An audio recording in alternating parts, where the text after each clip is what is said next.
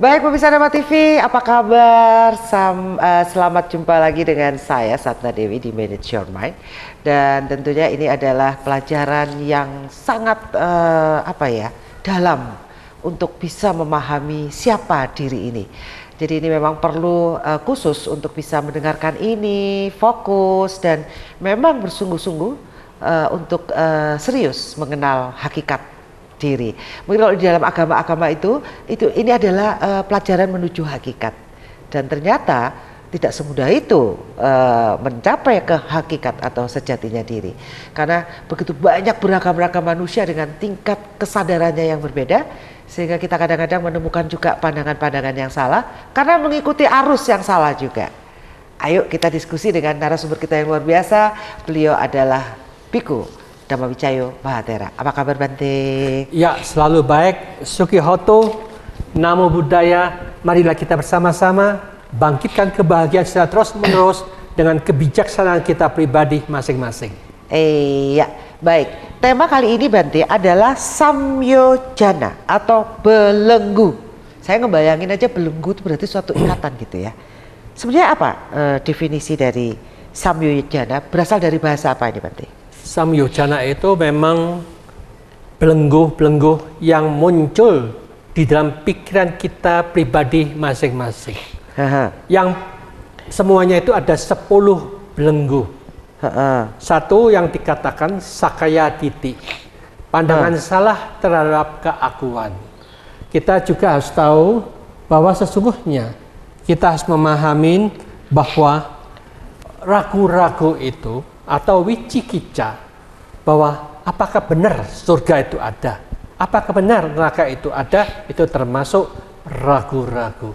Maka dari itu kita juga harus paham bahwa kita terikat dengan upacara-upacara. Banyak upacara yang sesungguhnya tidak diperlukan untuk memajukan batin dan spiritual kita, tapi mereka membuat upacara itu seolah-olah itulah yang paling benar dan paling baik. Maka dari itu kita harus tahu jangan dibelenggu oleh upacara apapun juga. Kita juga harus tahu bahwa sesungguhnya kita ini masih bersama-sama memiliki kama raga, nafsu keinginan yang wajar selalu terjadi. Makin banyak nafsu keinginan kita, sesungguhnya makin bingung dan kacau kita dalam pikiran kita. Maka dengan demikian kita harus memahami karena nafsu keinginan itu akan menyebabkan lemahnya kesadaran kita sehingga kita akan menjadi manusia yang cepat tersinggung. Maka dari itu kita cepat terbakar, cepat marah, cepat emosi, dan otomatis itu disebabkan kita diperbudak oleh nafsu keinginan sehingga kita menjadi manusia yang cepat tersinggung tapi kita tidak menyadari. Maka dari itu pula kita harus memahami terkadang kala kita tanpa kita sadari kita terikat di dalam ketenangan yang begitu dalam yang masih dikatakan rupa jana. Kita terikat ke sana karena kita senang dan gembira di situ. Demikian juga ada yang terikat di dalam arupa jana, masuk di dalam kekosongan yang begitu hening, begitu damai, kita terikat di situ. Demikian juga akhirnya kita merasa kita masih memiliki mana, kesombongan bahwa aku lebih hebat, agamaku yang paling benar, agamaku yang paling tinggi, agamaku yang paling super dan macam-macam. Maka dari itu kita jangan mengatakan agamaku, tetapi kita tahu agama yang sesungguhnya terletak dalam kualiti batin dan pikiran kita. Bagaimana kita meningkatkan kualiti batin dan pikiran kita tetap tenang, tetap damai, tetap jernih. Disitulah kebahagiaan yang selalu muncul. Kalau kita tidak memiliki kebahagiaan, kedamaian, otomatis pikiran kita ada udaca kukuca, gelisah, tidak pernah diam, kacau, bingung, terus tidak pernah diam. Itu akan menjadi belenggu dari setiap orang, siapapun juga, gelisah, takut, bingung, kacau, frustrasi, akan menjadi makanan dalam pikiran kita. Maka dari itu kita mulai sekarang dan seterusnya kembangkan bahwa itu adalah ketidaktahuan di dalam tata kelola cara berpikir kita yang menyebabkan kita kacau, bingung, frustrasi, dan stres. Maka dari itu sekarang kita tahu caranya bagaimana melenyapkan semua itu. Belenggu itu bisa dilenyapkan, barulah kita mencapai bebasnya dari semua belenggunya. Otomatis batin kita terbebaskan dari semua penderitaan. Otomatis semuanya hanya dari awicca, disingkirkan semuanya hanya kita menjadi wicca, tahu akan pikiran kita untuk mengetahui bagaimana tekniknya, caranya untuk bebas dari semua belenggu itu dengan sungguh-sungguh sehingga kita bisa mencapai inti daripada ajaran yang tertinggi, bebas dari semua penderitaan. Di sanalah yang dikatakan awicca mampu kita hapus dengan memiliki wicca yang sempurna. Ya, Bante, tadi kan Bante ngedikan apa? Kita terikat terbelenggu dalam kedamaian. Ya. Nggak boleh di situ juga. Padahal awalnya kita menuju ke situ. Terus tidak boleh juga terikat ke situ. Terus harus ngapain lagi nih? Itulah yang dikatakan Sang Buddha itu sangat-sangat super hebat. Karena beliau melihat dengan jelas dalam batin dan pikiran tiap-tiap individu. Ternyata kita masuk dalam ketenangan yang begitu dalam, itu bahagia. Merasa bahagia ini sudah cukup, aku sudah mencapai sini. Ya, dia terikat dengan kebahagiaan itu. Betul. Ternyata ada sesuatu yang lebih tinggi lagi, tapi dia tidak mau lepas. Jadi dia mencrok, terikat, melekat di sana sehingga Sang Buddha katakan awicca. Karena ketidaktahuan dia melekat di situ sehingga dia tidak maju-maju, tidak bisa berkembang untuk bebas yang lebih tinggi lagi. Maka dari itu Sang Buddha dengan penuh kasih sayang, ini tidak boleh diikat.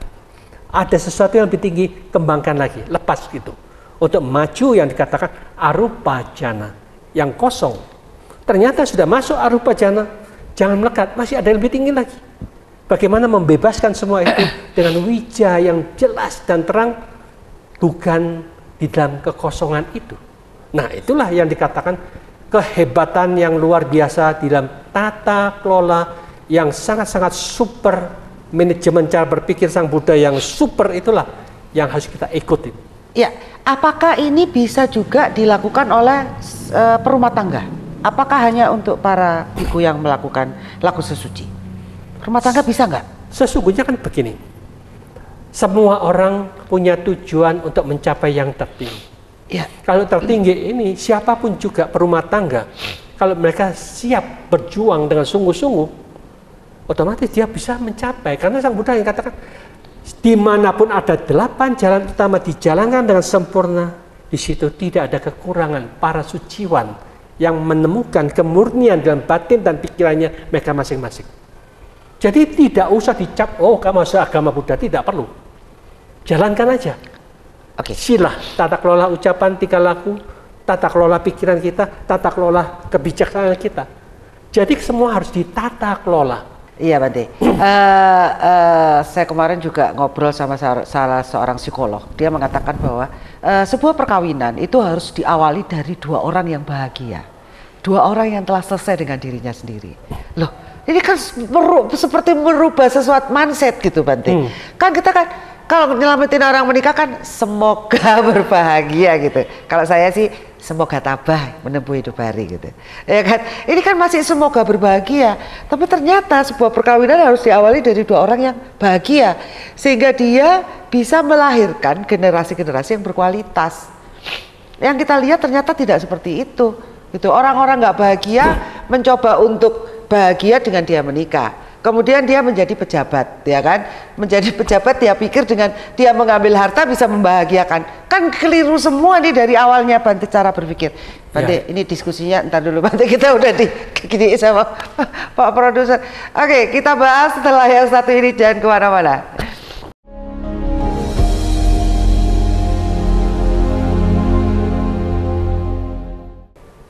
Baik, pemirsa Dharma TV masih bersama Manage Your Mind dengan saya Satna Dewi dan Bante Dhamma Wijaya Mahathera. Nah ini Bante, ceritanya gimana Bante? Bante kan pasti banyak menemui umat-umat juga ya yang mungkin perkawinannya retak gitu, atau mungkin pengen konsultasi gitu Bante. Benar nggak sih yang katanya psikolog tuh sebaiknya ketika kita mau menikah itu kita harus bahagia dan kita harus selesai dengan diri kita sendiri. Berarti kan ajaran Buddhism mengenal dirimu sendiri ini yang harus ya itulah yang dikatakan dasar gitu. Dasar untuk menciptakan kebahagiaan itu sudah dijelaskan oleh Sang Buddha. Iya. Siapapun juga perkawinan itu harus ada 4 faktor yang sama. Satu, keyakinan yang sama. Sila yang sama. Jaga, siap berkorban yang sama. Dan akhirnya panya, kebijaksanaan yang sama. Siapapun juga yang punya keyakinan yang berbeda dalam perkawinan, satunya agama A, satunya B, tiap hari mau bertengkar, debat masalah agama, kan otomatis nggak damai. Ya. Tetapi kalau sama-sama keyakinannya satu, bagaimana kita bersama-sama meningkatkan kebijaksanaan supaya kita tambah pintar mengolah pikiran kita. Kalau pikiran sudah pintar mengolah pikiran, akan pintar pula dalam cara bicara kita, akan pintar pula dan tingkah laku kita. Lalu kita juga harus tahu kebijaksanaan ini akan menghasilkan bahwa yang kita cari bersama adalah cari kedamaian. Ya. Kalau masing-masing sudah damai dalam pikiran kita, damai dalam pikiran, ucapannya akan menimbulkan kedamaian. Betul. Tingkah laku juga akan menimbulkan kedamaian. Ya. Nah, untuk ini otomatis kita harus memiliki kasih sayang yang sudah dibangkitkan dalam diri kita. Kalau saya sendiri, istri saya juga begitu. Kalau dua-duanya sudah punya kasih sayang, jadi otomatis sama-sama bisa menjalankan apa itu kasih sayang. Betul. Demikian juga akhirnya kita harus memiliki arah kesadaran ini ketiga faktor ini dikembangkan dengan sungguh-sungguh. Kalau kesadaran energi pikiran kita disembangkan, kebijaksanaan, kedamaian dan kasih sayang terus-menerus begitu, akhirnya kita makin berkembang, kebijaksanaan berkembang, kedamaian berkembang, kasih sayang kita berkembang dalam diri kita pribadi masing-masing. Akhirnya akhirnya kalau kita ini sudah sama, juga sama pengertian. Kitab suci itu ternyata ada di dalam diri kita masing-masing. Bagaimana kita menggunakan mata kita, telinga kita, hidung kita, mulut kita, tubuh kita dan pikiran kita, arah yang benar, baik, lurus, sesuai dengan kebenaran itu sendiri. Kalau ini sudah betul, otomatis dia sedang mengikuti agama dari semua bidang agama. Tidak perlu diragukan lagi. Inilah yang harus dijalankan. Akhirnya agama sesungguhnya itu terletak dengan manajemen dalam pikiran kita pribadi masing-masing. Ya. Tahu yang positif yang mana, tahu yang negatif yang kemana, tahu bagaimana mengendalikan, tahu membuat pikiran ini tenang. Kalau ini sudah dijalankan dengan sungguh-sungguh, otomatis kita akan melaksanakan terhadap dhamma itu yang nyata, bukan cuma ngomong tok. Ya. Akhirnya kita akan jadi siswa Sang Buddha yang baik dan benar itu dalam cara berpikir baik dan benar, ucapan baik dan benar, tingkah laku baik benar. Itulah sumber kebahagiaan bagi mereka bersama. Oke, baik Bante. Ada pertanyaan begini. Tadi kan Bante katakan keyakinan harus sama. Keyakinan ini kalau menurut saya, ini saya mohon maaf kalau memang keliru ya, bukan berarti agama itu harus sama kalau menurut saya. Karena di tataran hakikat, agama itu seperti Bante katakan, agama itu cuma di KTP, sepenting perilakumu gitu loh. Sebenarnya sudah tidak ada merek di situ. Yang ada cuman welas asih, kasih sayang, pengertian, kesadaran. Lagi kalau mau dimerekin agama apa ini Bante? Kan gitu Bante. Jadi ini terkait dalam rumah tangga ya. Jadi dua orang ini memang harus punya suatu kesadaran yang sama gitu. Bukan keyakinan Bante. Kesadaran yang akhirnya diyakini bahwa itu adalah jalan yang benar. Tapi bukan menganut suatu merek agama tertentu. Ini menurut pengamatan saya ya Bante ya. Bukan itu. Karena pada akhirnya agama itu cuma nama gitu. Hanya nama, tapi di perilaku ini benar-benar spiritual sudah. Itu yang saya ingin katakan nanti. Ya, itulah yang memang seharusnya begitu. Jadi yang penting itu kebijaksanaan bagaimana, ketenangannya bagaimana, kesadarannya bagaimana. Cinta kasih dan kasih sayang ini sampai di mana mereka kembangkan, gitu? Ya. Sampai di mana dia bisa mengendalikan keenam indera mereka itu. Maka dari itu sesungguhnya kalau kita perhatikan agama itu ternyata mereka hanya menekankan percaya saja. Iya betul. Jadi percaya dan yakin lain loh. Iya, betul, betul, betul. Jadi yakin itu berarti dia bisa membuktikan sendiri bahwa benar-benar aku yakin bahwa kebijaksanaan ini akan jadi jalan penyelamatku. Kedamaian juga menjadi jalan penyelamatku.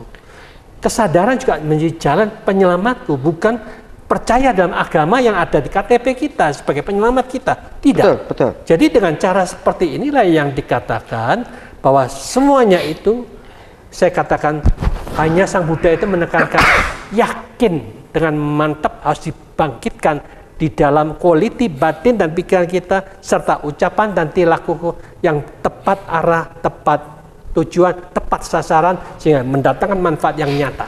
Ya. Itulah. Karena saya banyak temuin gitu, sepasang suami istri, agamanya satu A, satu B, tapi kemudian belajarnya Buddhis gitu. Lucu kan, Mati? Lucu kan? Gitu. Dia dipersatukan dengan satu teknik atau metode mengolah batin, ya, sama itu mereka di agamanya masing-masing istilahnya, tapi dengan kesadaran yang berbeda gitu dari apa yang kepercayaan yang mereka anut. Saya bilang kepercayaan aja ya, karena mungkin dia belum yakin gitu, ya, sehingga dia perlu untuk jalan-jalan keluar gitu.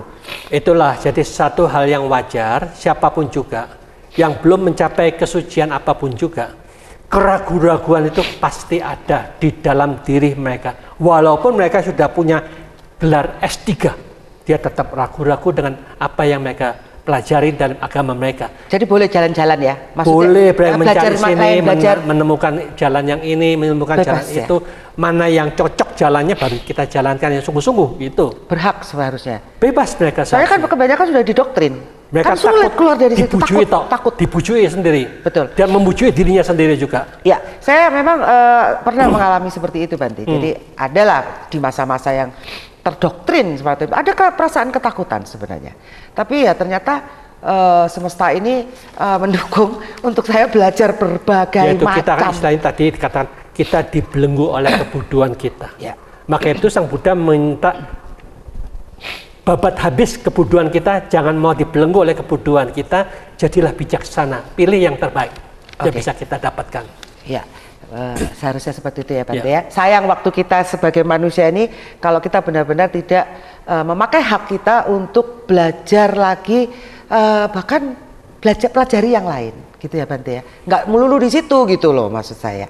Kan ada yang melulu di situ. Terkotak, terbelenggu lagi tuh di situ. Ya itulah, jadi kita ini sudah dibohongin oleh guru-guru kita, orang tua kita juga bisa membohong kita, ya ini kita saling bohong membohongi, jadi kita jadi pembohong juga. Membohongi diri sendiri, dengan membohongi anak-anak kita lagi. Kasihan loh, jadi kita ini tanpa kita sadarin, kita mengembangkan ketidaktahuan kita dianggap sebagai kebenaran, itu aja yang dikasihani. Kita harus menciptakan sungguh-sungguh memiliki wicca, pengetahuan yang sejati lah. Jangan mau ditipu oleh siapapun juga, jangan cepat percaya dengan siapapun juga, tetapi yakin dengan menggunakan keenam indera kita dengan tepat arah, tepat gunanya, tepat sasaran, supaya kita dapat manfaat, itulah yang terbaik. Ya, sebenarnya belenggu itu apa saja yang berhubungan dengan individual? Sakaya ditti, pandangan kemelekatan terhadap keakuan. Itu sukuku, mobilku, rumahku, bojoku, anakku, hartaku, agamaku, aku semua ini. Ternyata semua ini tidak ada satupun yang kita bawa. Ya, bisa hilang, mati. Iya kan? Itu. Jadi kita agama itu dianggap KTP itu ya agama kita. Agama kita itu sesungguhnya adalah dalam quality batin dan pikiran kita sudah sampai di tingkatan mana. Ya tahu. Itu yang perlu kita pelajarin. Kebiasaan kita kemana pikiran ini? Kebiasaan kita kok sering marah, benci. Akhirnya kita, Sang Buddha katakan, itulah kita sudah lahir di alam neraka. Kita sekarang hanya cari duit, kerja, cari duit terus. Kita tanpa sadarin, kita jadi orang serakah. Yang digolek cuma harta terus. Tak sadarnya ketika itu hilang, Bante. Baru. Ya, biasanya ya, sadar. Kalau dia menyadari ini bahwa kita harus pahamin bahwa ini kita sudah masuk di dalam alam setan lapar terus nggak pernah kenyang gitu loh, nggak puas. Maka itu kita diperbudak oleh harta itu. Maka itu kita diminta oleh Sang Buddha harus menjadi sesuatu yang lain. Bagaimana kita meningkatkan, jangan serakah, tingkatkan jadi manusia manuso, manusia dewo, manusia brahmano, tingkatkan, dirubah cara berpikir kita supaya menjadi sungguh-sungguh manusia yang wajar, tidak terlalu serakah, berlebihan gitu, tidak lebay gitu ya, tidak terlalu benci. Kok itu manusia dewa nggak ada manusia dewi ya Bante? Ya itu kan kalau perempuan dikatakan dewi lah. Terima kasih Bante. jangan nanti kita bahas lagi. Jangan kemana-mana, kita akan ketemu setelah satu ini.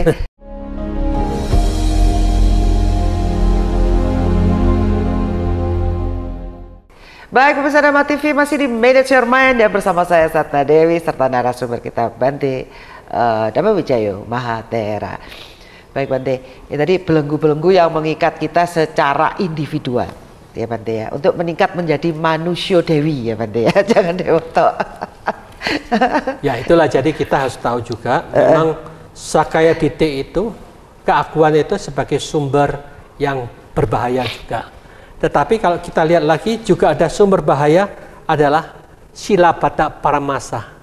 Percaya dengan upacara itu dianggap benar, sungguh-sungguh benar. Jadi upacara penebusan dosa, pencucian dosa, nanti suci kita, jadi mandi di sini juga bisa suci, mandi di sumber pancuran juga bisa bersih. Nah itu upacara itu seperti kita itu didogma percaya, harus percaya, tetapi itu sama sekali tidak ada faedahnya, berbahaya juga, membuat kita melakukan dosa. Nggak apa-apa kok, aku minggu nanti minta penebusan dosa ya toh. Jadi Senin sampai Sabtu berbuat dosa terus, Minggu minta ampun. Demikian juga nanti 11 bulan berbuat dosa, nanti 1 bulan puasa. Akhirnya berbahaya itu kalau diajarkan seperti itu, mereka seolah-olah itu benar. Itulah namanya upacara yang membahayakan, membuat kejahatan akan merajalela. Harus kita berani tegas, ini tidak benar. Kalau kita tidak berani mengatakan itu tidak benar, terus saja kejahatan itu merajalela terus-menerus. Maka dari itu kita harus berani belak-belakan lah. Upacara yang salah jangan dilanjutkan. Ya. Maka dari itu supaya kita ini tidak ragu-ragu lagi. Kalau kita masih ragu-ragu, otomatis kita tidak akan maju-maju, bahwa harus meningkatkan, percaya akan dirinya sendiri, bahwa tidak ada aku, tetapi yang ada bagaimana aku bisa mengendalikan pikiran kita. Aku bisa membiasakan berpikiran positif. Aku bisa membiasakan pikiran kita tenang.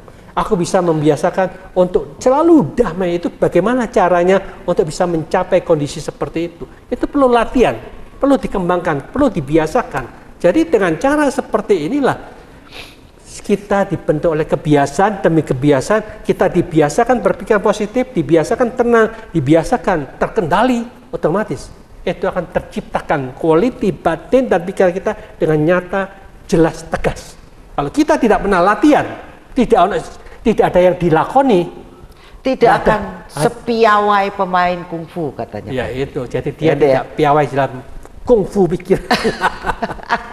Nggak akan pernah piawai gitu. Ya benar, ternyata itu harus berlatih ya Bante ya. Haruslah, betul. Diharuskan. Dengan Sang Buddha katakan teori, pelaksanaan, baru ada hasil. Ya. Iya toh? Latihannya juga ada di ujian-ujiannya, di persoalan-persoalan setiap hari. Apakah kita tetap bisa tenang, sabar ngadepin? Apa kita terseret arus juga di persoalan? Kan ada aja ya namanya orang hidup ya Bante ya. Ya itulah, jadi istilahnya kalau dia menghadapi kehidupan ini harus tahu kita bisa menerjunkan waktu kita untuk bekerja dengan sungguh-sungguh 8 jam. Tapi kita tidak pernah bekerja ke dalam batin dan pikiran kita 4 jam. Bagaimana mengendalikan pikiran, bagaimana membiasakan berpikiran positif, bagaimana menenangkan pikiran kita, sama sekali tidak pernah dijalankan. Hanya kita kena problem dunia, kacau balau, terombang-ambing, stres, itu akan terjadi. Maka dari itu semua diciptakan kebiasaan terjun ke dunia 8 jam, terjun ke dalam spiritual kita 4 jam, itu akan menjadi orang yang piawai juga dalam tata kelola cara berpikir yang lain dari yang lain. Karena dia ada membiasakan untuk mengendalikan, membiasakan untuk berpikir positif, membiasakan untuk tenang, akhirnya akan terbentuklah wataknya yang seperti itu. Saya kok jadi ngebayangin sabut kelapa yang terombang-ambing di laut gitu. Dia ringan, dia tapi kokoh gitu ya. Dan dia diombang-ambingkan, dia tetap begitu. Gitu tiba-tiba kebayang gitu loh Bante. Ya. Jadi persoalan dalam kehidupan sebenarnya untuk melatih sebenarnya di dalam diri kita ya Bante ya. Nah Bante, belenggu apa yang berhubungan dengan rumah tangga? Harusnya nanyanya ke saya ini Bante. Itu ya Bante ya. Belenggu itu ya otomatis kamah raga, nafsu keinginan kita berserta dengan sakaya titik keakuannya. Keakuannya dan mana titik kesombongannya juga. Jadi campur aduk juga itu dimasukkan semua 3 faktor ini karena adanya aku, kesombongan dan nafsu keinginan itu, itulah yang menjadi belenggu yang begitu kuat membuat kita tidak pernah bahagia. Maka itu kalau kita bisa menghancurkan sedikit demi sedikit untuk melihat keakuan itu bagaimana. Adakah yang dikatakan aku? Artinya kalau mata ini aku punya, aku bisa melihat apapun juga yang aku lihat itu, aku inginnya senang, gembira dan bahagia terus, yang ku lihat terus. Ternyata kan tidak. Terkadang melihat film ikut sedih, terkadang film yang menakutkan kita ikut takut. Jadi kita tidak bisa mengendalikan semua itu. Iya, benar. Mengikuti arus yang ada yang kita lihat itu. Ya. Maka dari itu kalau kita ini adalah aku, bahwa kita bisa melihat apapun juga, ternyata aku bisa melihat dengan kemampuanku bahwa sekedar lihat, tetapi kita tidak dipermainkan oleh permainan pikiran kita, terhanyut oleh ketakutan, terhanyut ke nafsu, terhanyut oleh kebencian, kita tidak terhanyut ke sana. Kalau kita bisa seperti ini, itulah namanya melatih diri untuk membiasakan melatih seperti itu. Kita mampu piawai dalam menggunakan mata. Termasuk telinga juga sama. Kalau kita punya telinga adalah milikku, aku hanya mau mendengarkan yang positif, yang baik, yang berguna. Ternyata tidak seperti itu tiap harinya. Banyak yang negatif masuk. Negatif, akhirnya kita juga terisi oleh program yang negatif. Maka dari itu kalau kita bisa begini, otomatis bagaimana kita bisa membiasakan untuk menghentikan yang negatif, jangan sampai masuk ke telinga kita, tetapi mencari yang positif, masukkan ke telinga kita, sehingga kita mendapatkan manfaatnya. Pola berpikir juga sama. Kalau pikiran ini adalah aku punya, kita juga bisa mengatakan bahwa bagaimana aku punya pikiran ini harus sesuai dengan keinginanku, sesuai dengan pikiranku, aku harus bisa dapat seperti yang aku inginkan. Nah, ternyata tidak seperti itu. Itulah yang dikatakan kita tidak bisa menguasai sesuai dengan keinginan kita. Sang Buddha katakan itu bukan milikku, bukan kepunyaanku. Jadi lihatlah dengan kewajaran supaya kita tidak terhanyut oleh konsep aku, supaya kita tidak menderita. Gitulah tujuan utama ke sana. Ya, betul. Sekarang Bante, konsep aku ini siapa yang menciptakan Bante? Kenapa sejak kecil ya? Konsep aku ini kalau sudah ribuan tahun diketahui bahwa konsep aku ini yang bakalan membuat segala sesuatunya itu tidak damai. Tapi kok tetap ada nih konsep aku. Aku yang paling, misalnya ikut perlombaan nih, dia ada kompetisi, aku ranking 1, kan gitu, didorong gitu. Kamu yang harus ranking 1, kamu yang paling cakep, kamu yang... Kenapa konsep itu selalu ada? Ya itulah, jadi begini ya. Kita sudah lahir jutaan kali selalu seperti itu program yang dimasukkan. Oke. Aku. Ya. Tetapi sangat jarang orang mengajarkan, karena kalau kita pelajarin hanya agama Buddha yang mengatakan bukan aku itu. Tidak ada aku di dalam diri kita. Tidak ada sesuatu inti yang kekal di dalam diri kita. Marilah analisa dengan sungguh-sungguh, mengertilah dengan sungguh-sungguh supaya kita bisa tidak terikat oleh konsep apapun juga, membebaskan pikiran kita dari konsep manapun juga. Kita punya wawasan yang sangat-sangat luas. Jadi kita tidak terikat oleh apapun juga, tidak dibelenggu oleh keakuan juga. Maka dari itu, itulah perlu direnungkan berulang-ulang untuk kita memilah dan memecah. Sang Buddha meminta kita pecahlah tubuh kita ini. Kulit sebagai kulit, jantung, paru-paru, ada 32 macam itu dipisah-pisah. ada usus, ada ginjal macam-macam bisa. Mana yang dikatakan aku punya? Mana yang dikatakan suku ini, bangsa ini? Nggak ada itu sama sekali. Dari siapapun yang merenungkan tubuh jasmani ini seperti itu. Tidak ada aku di sana. Jadi kita tidak melekat terhadap diri kita. Istilahnya, siapakah yang paling ganteng dan paling cantik? The king of, ya, jadi king and queen ya toh. Ternyata ya dia juga punya air liur sama, kencingnya juga sama, jantung juga sama. Tidak, oh di berlian dan emas. Tidak mungkin seperti itu kan. Iya, sama aja. Tidak ada yang bersih, kotor kita, semuanya. Betul, kita mempermasalahkan yang kulit-kulit aja gitu. Kuning, hitam, putih, ampun, betapa dangkalnya sebenarnya pikiran manusia. Saya masih penasaran kenapa program akunya sudah ditanam di situ dan kita berjuang untuk membongkar itu. Aduh, siapa yang membuat ini? Jangan kemana-mana, kita akan ketemu setelah satu ini.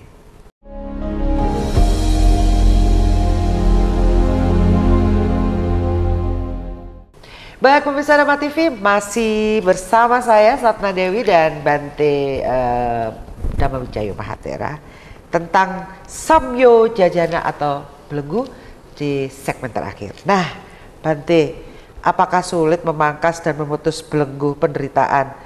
Karena yang kita tahu tadi, kita tuh udah ada programnya di tentang si aku, gitu kan. Ribuan tahun yang lalu ajaran tentang petunjuk tentang si aku ini, bahwa aku itu sudah tidak ada, sudah ada. Tapi ya manusia kok ya masih aja gitu, dablek gitu, dablek apa ya, dungu ya tadi ya Bante, bodoh ya Bante ya. Apakah emang ini sebuah permainan yang diciptakan Bante? Ya kalau kita lihat ajaran Sang Buddha ini ajaran yang sangat-sangat super tinggi bijaksananya. Tetapi manusia, makhluk-makhluk ini belum nyocok ketinggian kehebatan yang setinggi itu. Maka wajar sesuai dengan jalur energi gelombang pikirannya seperti itu, dia tidak bisa mencapai yang tertinggi. Itu adalah lahir dan mati berulang-ulang akan tetap seperti itu.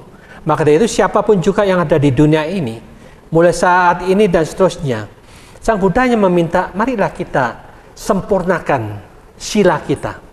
Ucapan, perbuatan, dan mata pencarian kita.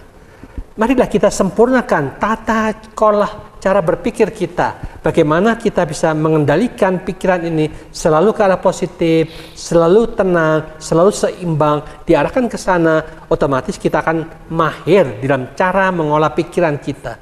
Bagaimana kita pandai mengolah kebijaksanaan kita dengan pikiran yang benar dan pengertian benar itu bagaimana itu dipelajarin semua dan kita arahkan semuanya sesuai dengan apa yang sudah diarahkan oleh beliau yang sangat-sangat bijaksana mengajarkan kita 8 jalan ini dianalisa, diselidiki dan dijalankan dengan sungguh-sungguh, otomatis dia akan makin lama makin maju, makin lama makin berkembang, akhirnya belenggu-belenggu itu akan bisa teruraikan, tersingkirkan dan akhirnya dia akan bebas dari semua belenggu itu. Itu aja 8 jalan utama yang diutamakan.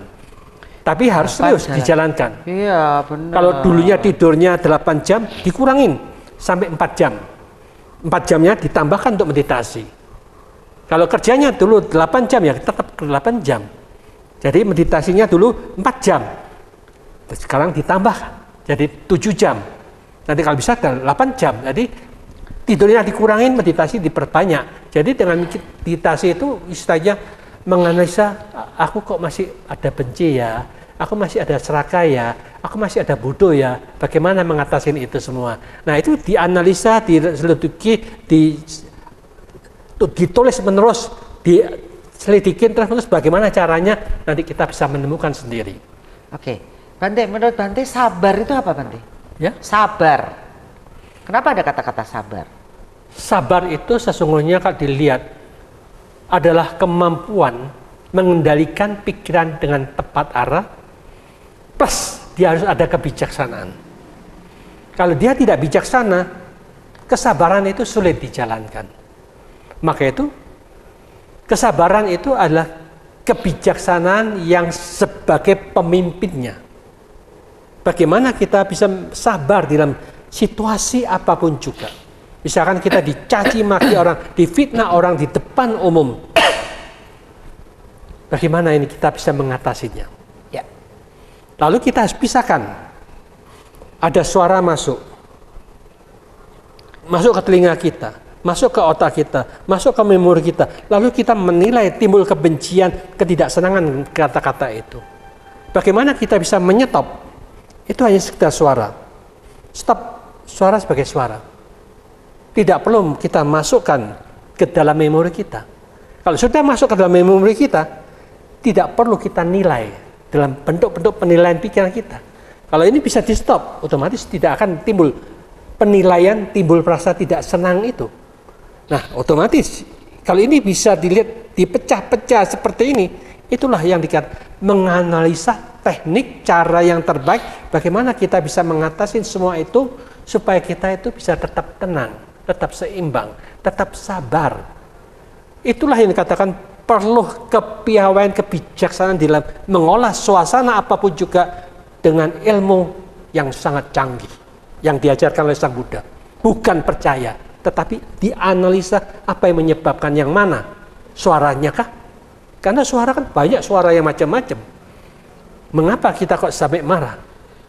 Kalau kita anggap saja suara itu sekedar suara, tapi bagikan kita tidak mengerti bahasanya misalkan. Dia ngomong bahasa Jepang, kok dimarahin pakai bahasa Jepang. Kenapa kok enggak marah ya? Tetapi kalau dia pakai bahasa Indonesia, mengapa? Oh, ternyata gara-gara memori. Ada ingatan, ini artinya seperti ini. Akhirnya, aku ini dihina, aku dicaci maki, aku dimarah. Oh, ada keakuan. Sang Buddha kata, tidak ada aku. Yang salah, aku yang sehingga membuat marah. Akunya dibuang, ya sekedar ada suara saja. Orang-orang aku kok biarin aja lah. Dengan cara membuang akunya, otomatis kita lebih tenang. Itulah cara menilai, menguraikan semua satu demi satu sehingga kita paham arti daripada dhamma itu, kemampuan kita menguraikan satu demi satu supaya kita tidak terikat oleh belenggu yang menyatu itu. Seperti benang bulat. Oh iya. Kalau kita sudah diurai persatu, tidak bulat lagi, kan ketahuan. Oh, ini tahu penyebabnya. Jadi kalau itulah yang dikatakan ajaran Sang Buddha memang sangat luar biasa. Orang yang bijaksana, senang dan sangat gembira dengan ajaran yang sangat-sangat realistis ini. Iya, betul. Ya, Bante, kalau kita lagi mengerjakan sesuatu, antara kita fokus dengan pikirannya kemana-mana, itu jauh lebih efektif dan efisien ketika fokus, gitu ya Bante ya.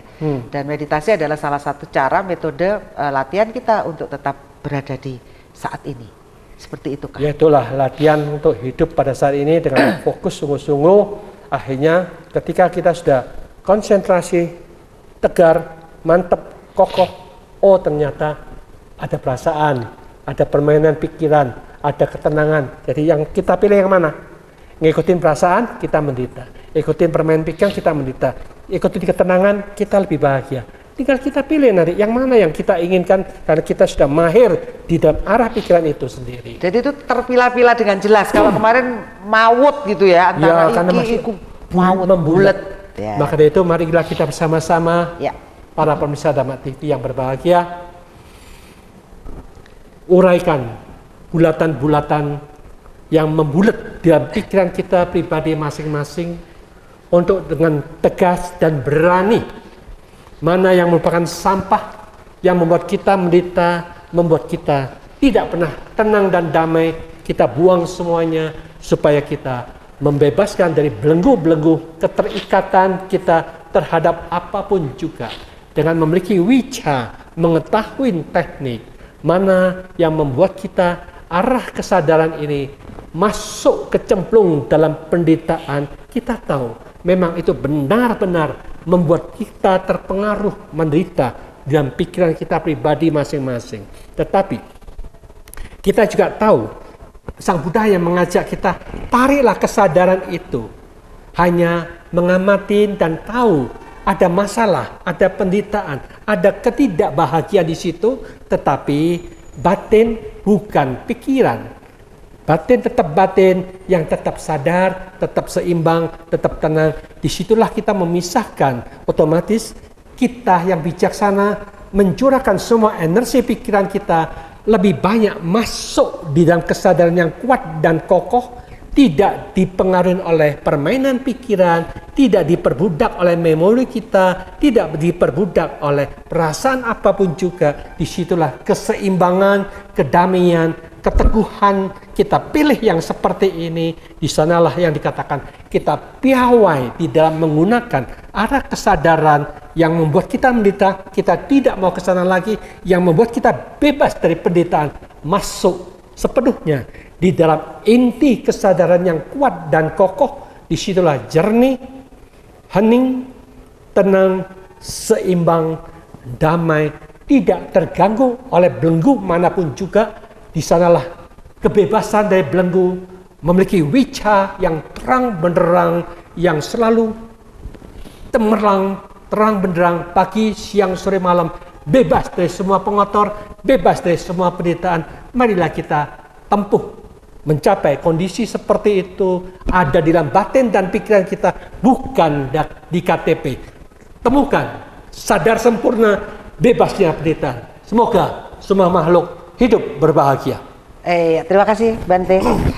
Baik, pemirsa Dhamma TV 2023 ini 12 tahun saya berada di Dhamma TV, Bante. Saya bersyukur sekali karena saya banyak belajar untuk mengenal sejati atau jati diri saya, sehingga saya relatif lebih bahagia, lebih tenang, lebih damai. Terima kasih Bante sudah terus ada di sini, Bante. Oke, teman-teman Dhamma TV juga saya yakin banyak di antara panjenengan semua yang merasakan juga menemukanlah ya cara berpikir yang benar. Itu sudah selangkah yang lebih baik. Semoga kita semua menemukan kebahagiaan itu. Baik, saya Satna Dewi dan kru Dhamma TV mengucapkan banyak terima kasih. Mohon maaf jika ada salah kata. Kata akhir saya, semoga semua makhluk hidup berbahagia. Suki Hotu Namo Buddhaya.